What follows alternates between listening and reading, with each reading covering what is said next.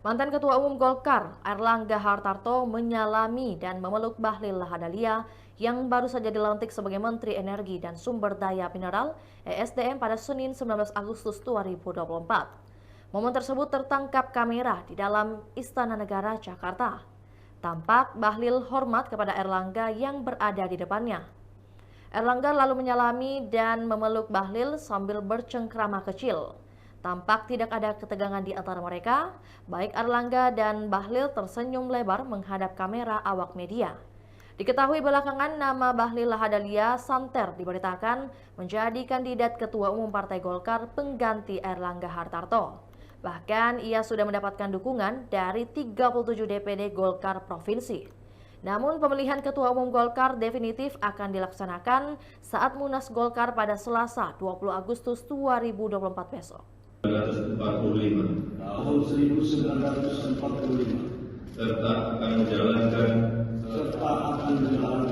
segala peraturan perundang-undangan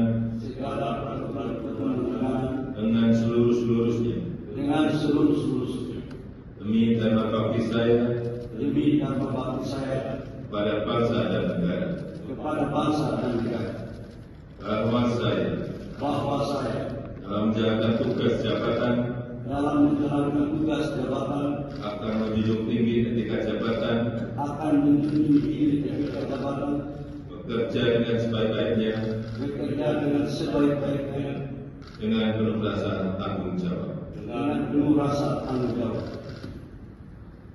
Rohani Mandi.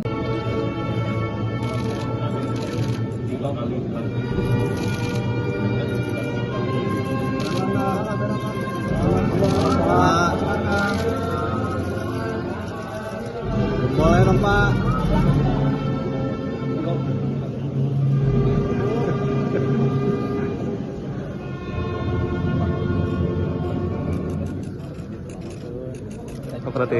Itulah tadi berita Hot News kita pada hari ini. Saksikan berita Hot News lainnya hanya di kanal YouTube dan Facebook Tribun Timur.